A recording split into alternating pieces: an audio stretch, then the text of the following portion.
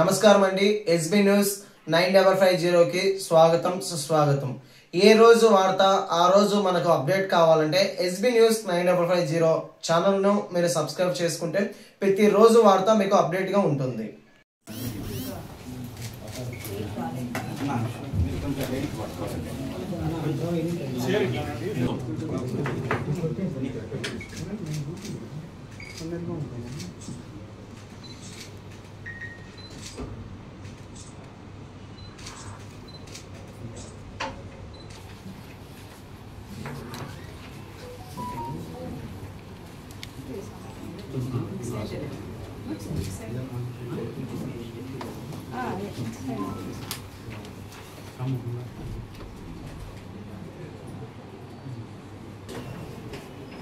Check చేస్తాం.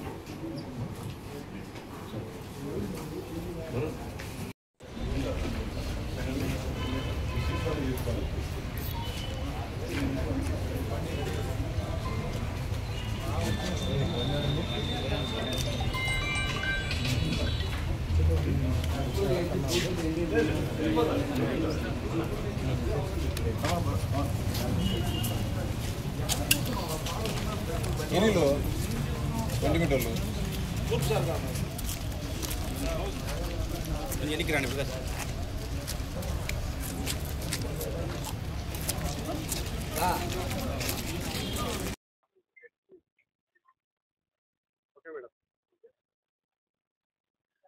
అందరికీ నమస్కారం.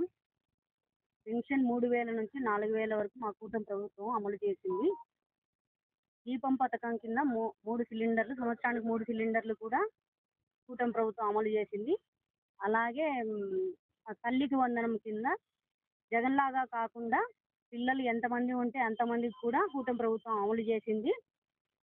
సౌకర్యం ఆగస్టు 15 నుంచి అమలులోకి వస్తుంది. ఇలాంటి మంచి పథకాలన్నీ మా కూటమి ప్రభుత్వం అందజేసినందువల్ల మా పులివెందుల ప్రజలు మమ్మల్ని ఆదరిస్తారని ఆశిస్తున్నాను. పులివెందులు అంటేనే వైఎస్ఆర్ కాంగ్రెస్ పార్టీ అడ్డ. అది అందులో మండలంలో ఎప్పుడు తెలుగుదేశం పార్టీకి దగ్గర వచ్చిన పరిస్థితి కూడా అలాంటి చోట నిలబడేటప్పుడు మంచి మా కూటమి ప్రభుత్వము ఇన్ఛార్జి గారి ఆదేశాల ప్రకారం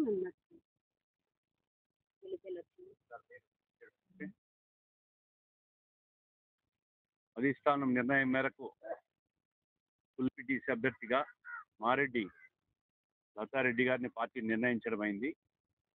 ఈ ఉప ఎన్నికల్లో పోటీ చేయాల్సిన అవసరం ఉంది. రాష్ట్ర వ్యాప్తంగా గత 5 సంవత్సరాల్లో వైఎస్ఆర్ కాంగ్రెస్ పార్టీ చేసిన అరాచకాలు, అవినీతి, మద్యం కుంభకోణాలు, ఇసుక కుంభకోణాలు, భూ కుంభకోణాలు, మాజీ ముఖ్యమంత్రి జగన్ గారి పులివెందు నియోజకవర్గంలోనే అత్యంత హైయెస్ట్ అరాచకాలు జరిగినాయి. ఇక రాష్ట్రంలో ఒకసారి లెక్క చూస్తే అంతుపట్టదు. ఈ మధ్య నోట్ల కుంభకోణాలన్నీ చూసినాం. ఇంకా ఎన్నెన్ని కుంభకోణాలు వెలుగులోకి వస్తాయో తెలియదు. తెలుగుదేశం పార్టీ ఈరోజు పులివెందుల్లో మారెడ్డి లతమ్మ గారు ఖచ్చితంగా జయకేతనం ఎగరవేయబోతున్నారు. 12వ తేదీ జరగబోయే ఎన్నికల్లో ఈ పార్టీ నిర్ణయం. ఖచ్చితంగా పులివెందుల జెడ్పీటీసీ ఇది ఒక బై ఎలక్షన్ వచ్చింది. ఈ బై ఎలక్షన్ రాష్ట్ర వ్యాప్తంగా జగన్మోహన్ రెడ్డి గారు గత ప్రభుత్వంలో చేసిన అవినీతిని ప్రజలకు తెలియాల్సిన అవసరం ఉంది కాబట్టి ఈ ఎన్నికల్లో పోటీ చేస్తూ ఉంది తెలుగుదేశం పార్టీ. దీంట్లో ఎటువంటి అనుమానం లేదు. ఇది పార్టీ నిర్ణయం.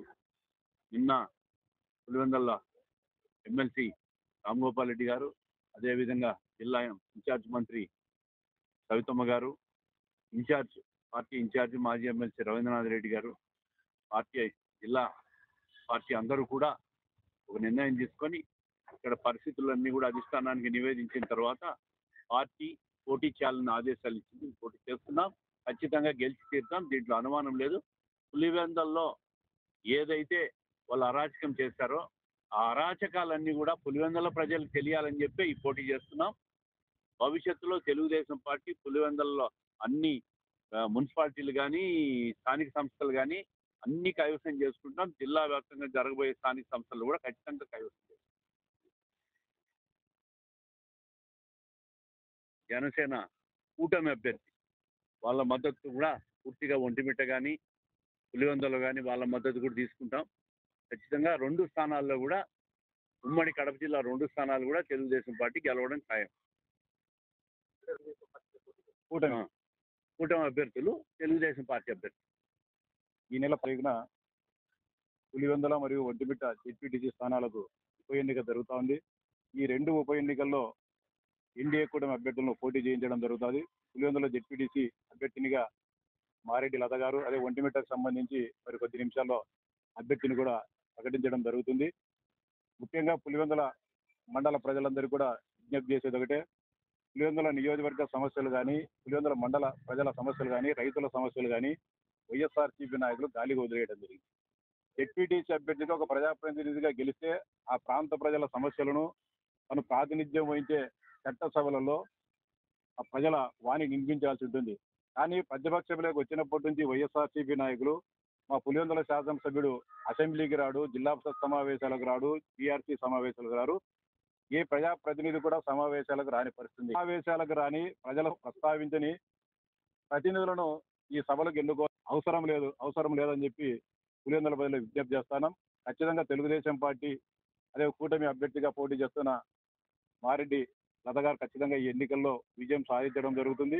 ఆ విధంగా కూటమి మా శక్తియుక్తులన్నింటినీ కూడా అక్కడ ఉపయోగించి ఈ ఉప ఎన్నికల్లో విజయదుందుబి ప్రజాస్వామ్య పద్ధతిలో ప్రజల చేసే ఓట్ల ద్వారా గెలిచడం జరుగుతుంది. అంతేకాకుండా మరో 4 సంవత్సరాలు ఇంకా కూటమి అధికారంలో ఉంటుంది. ఈ ప్రాంత సమస్యలు పరిష్కారం కావాలన్నా, ముఖ్యంగా త్రాగునీరు, సాగునీరు, సంక్షేమ పథకాలు, అభివృద్ధి పథకాలు ఇవన్నీ కూడా కొనసాగించాలంటే కూటమి అభ్యర్థినికి ఓటేయాలని చెప్పి పులివెందుల ఒంటిమిట్ట మండల ప్రజానీకానికి విజ్ఞప్తి చేస్తా ఉన్నాం.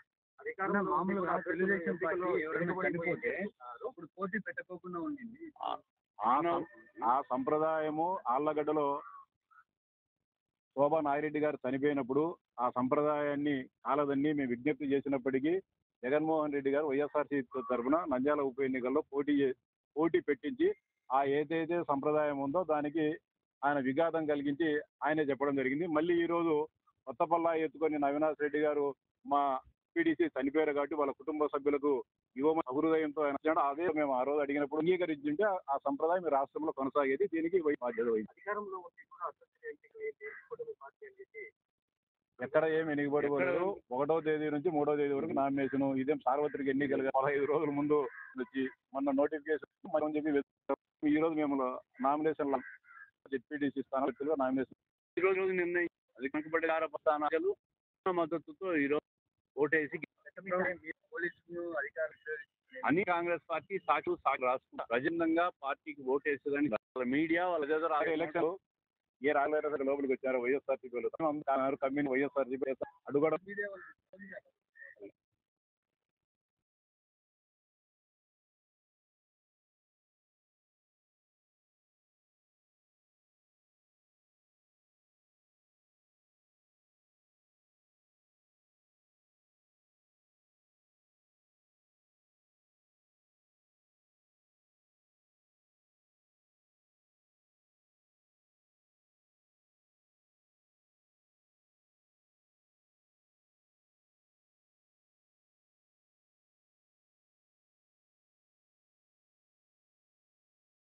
కూటమి